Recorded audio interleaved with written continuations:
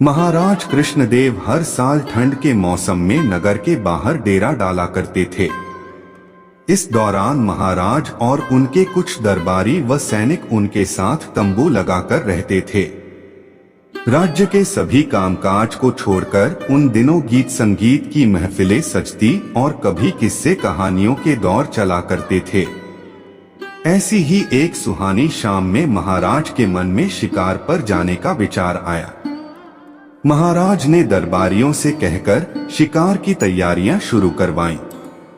इसके बाद अगली ही सुबह महाराज अन्य दरबारियों व कुछ सैनिकों के साथ शिकार के लिए निकलने लगे।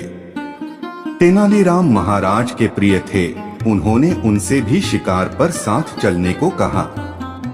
महाराज की बात सुनकर एक दरबारी कहने लगा, रहने दीजिए महाराज, तेनालीराम की उम्र हो चली है और अब वह शिकार पर जाएंगे तो जल्दी ही थक जाएंगे। दरबारी की बात सुनकर सभी हंसने लगे, लेकिन तेनालीराम ने कुछ नहीं बोले।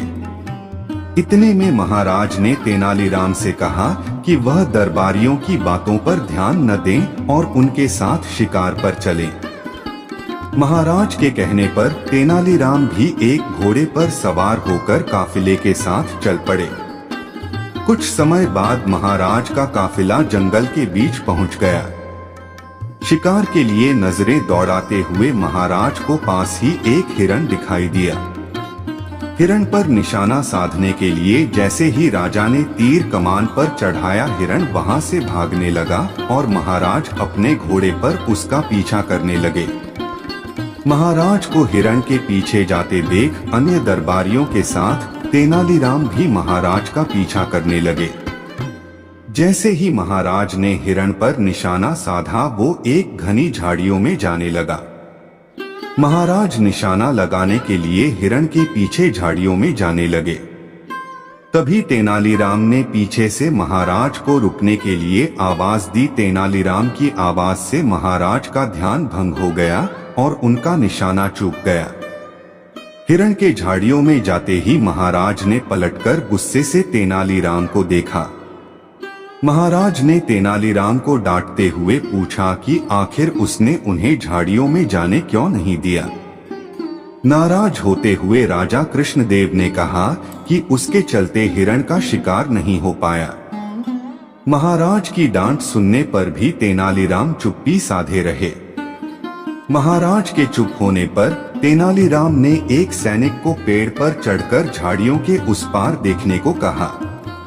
तेनालीराम के कहने पर सैनिक ने देखा कि वह हिरण जिसका महाराज पीछा कर रहे थे, वो कंटीली झाड़ियों में फंसा हुआ है और बुरी तरह से लहूलुहान है।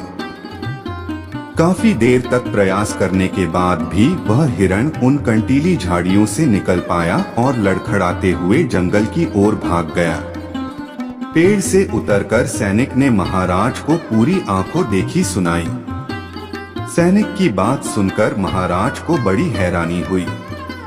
उन्होंने तेनालीराम को पास बुलाया और उससे पूछा कि क्या उसे पहले से पता था कि वहां कंटीली झाड़ियां हैं। महाराज की बात सुनकर तेनालीराम ने कहा, जंगल में कई ऐसी झाड़ियां होती हैं जो व्यक्ति को लहूलुहान करके अधमरा छोड़ सकती है। मुझे शक था कि आगे ऐसी ही शिकारी झाड़ियां हो सकती हैं। तेनालीराम की बात सुनकर महाराज उसकी सूझबूझ के एक बार फिर कायल हो गए।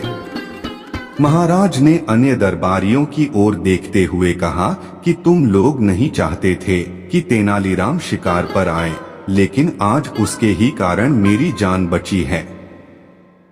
महाराज ने तेनालीराम की पीठ थपथपाते हुए कहा कि तुम्हारी बुद्धि और सूझबूझ का कोई मुकाबला नहीं है।